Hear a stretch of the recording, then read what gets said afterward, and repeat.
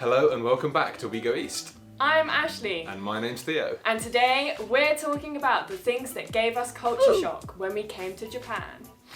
Now, when we originally found out that we were coming to Japan, I for one did not think that I would get culture shock. I thought I'd be a bit of a legend and, sort of smooth it off. Me too. Easy ride. But that's not what happened. The things we talk about today all caught us off guard and they did give us some culture shock. A chotto A bit of culture shock. Help us get to 100 subscribers by clicking that subscribe button today. Okay, well let's jump straight into it. Extreme weather. Now Japan is obviously known for having some of the world's most extreme weather. You've got tsunamis, typhoons, volcanoes, earthquakes, blizzards, you name it, Japan's got the lot. Japan is obviously located on the Pacific Ring of Fire and as such has 10% of all the world's active volcanoes, which is pretty mad. But alongside volcanoes, Japan also has an extraordinarily high number of earthquakes. Last year in Hokkaido, I experienced so many earthquakes, and not little ones either. The largest one I felt was a 7.4 on the Richter scale, which was absolutely terrifying. Stuff was falling off the walls, the lights were just sort of, wobbling all over the place. Personally, I've not experienced any earthquakes and luckily neither of us have experienced any actual bad natural disasters. While I was in Hokkaido, I was in some blizzards, and since being in Kobe, we've experienced some typhoons, but yeah, it's lucky that we've never experienced anything bad. We have to have a emergency bag ready to go at all times. This is my emergency bag. It's just like emergency things you First need. aid, a bit of food, a bit of water, a whistle, torch. Portable toilet. Portable toilet, yeah, you get those in Japan, portable toilets. Well, for emergencies only. But it is a big culture shock coming from England where, there's some floods, maybe like one snowflake or some heavy rain. There's nothing that's significantly dangerous in England weather-wise. No. Weather-wise? I actually can't say that. Weather-wise. I can't say it at all. Now there is one good thing about having so much volcanic activity. This is, of course, the onsen, the hot springs. We absolutely love hot springs. But the onsen culture definitely was a culture shock to us when we first arrived. Now if you don't know how to use a Japanese onsen properly, like the locals do, then here's how. Basically what you do is you go into the changing room and you strip off naked. You're in your birthday suit, you go into the onsen and you get into a hot bath. Now normally the onsen will have a couple of baths with different varying temperatures, a cold one, a couple of hot ones, and if you're lucky, some outdoor ones. But one thing an onsen always has is other people. Many locals, many Japanese people. If there's tourists about, obviously there's going to be tourists there too. You do get families going in there as well, and all the while everyone is completely au naturel. Booty butt naked. Now in England, if you were going to a public swimming pool, getting complete, stripping off and jumping in, you'd be on the offenders list. You'd be done. You'd be an absolute freak. But in Japan, that is the norm.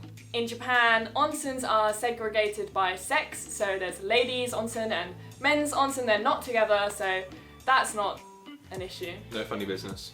And also I think the fact that it's multiple generations is even more of a culture shock of everyone just bathing together. Yeah. All ages. All ages. It's like Lego. Now, while this was a culture shock to us when we first arrived and getting naked in front of people was a bit strange, now it's just completely normal. It's normal for people in Japan and it's normal for us now. Yeah. And it doesn't stop me from enjoying the onsen. I love the onsen. Super relaxing. Everyone should go to an onsen. Yeah.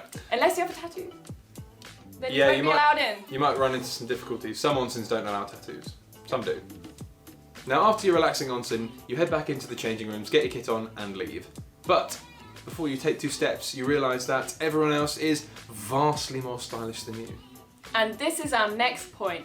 Everyone in Japan is so stylish. It looks like they've just come out of a catalogue. Yeah. It's the fact that the outfits are so coordinated, the colours, the textures. People aren't just wearing clothes, they have coordinated outfits. So much effort has gone into their clothes. Like, I wasn't the most fashionable bloke before I came to Japan, I'd be the first to admit it, but now I'm like, you know, Gianni Versace. I'm super swag. Aren't I? Yep. This is really shocking to us coming from England where people wear trackies and questionable outfits. pajamas. I mean, I do too. Like, it's really shocking. It was really shocking when we first arrived, and it's actually really hard to keep up with. Like, people, honestly, always, you never see anyone ever dressed in clothes, like casual clothes. This is really noticeable in city centres where, like, there's thousands and thousands of people, and every single person is like dressed to the nines. They're looking, you know, pretty on fleek, as the kids say. Oh, wow. Yeah, everyone is dressed so nice all the time. It's so shocking that, like, you never see anyone. I honestly mean this. You never see anyone ever in a questionable outfit. Yeah, never. I mean, you see some questionable fashion, but you could tell that's just their fashion. Like, they like that sort of style, but like, it's all well thought out. Yeah. It does seem to me that every single young person in Japan is shopping a lot. I feel like the Japanese youth do come under a lot of pressure to look good because every single person looks so good. I always notice that everyone's shoes are like impeccably clean. They all wear white shoes and they're always clean. And like, I wear scuffed up trainers, and when I look on the train, I'm the only person that ever has any scuffs on their shoes. So they must like polish their shoes each time. I don't understand how people keep their shoes so clean. It's crazy because when you go sort of thrift shopping, second-hand shopping, every single item you will buy will be mint condition. It's crazy. You buy trainers and they look like they've never been worn. Yeah, it's great. Like, Japan is so good for second-hand fashion. Like, yeah. It's brilliant. It's great. The next thing that gave us quite a lot of culture shock was the prevalence of anime in advertising. 皆さんこんにちは。私はセオドルです。Subscribe お願いします。Like とコメントお願いします。ありがとうございました。 Now, when we came to Japan, of course we were expecting some anime because obviously it's part of Japanese culture and loads of people love anime and everything. But we were not expecting it to be everywhere. Anime here is used in all advertising for like major things like Coke, McDonald's, even city mascots.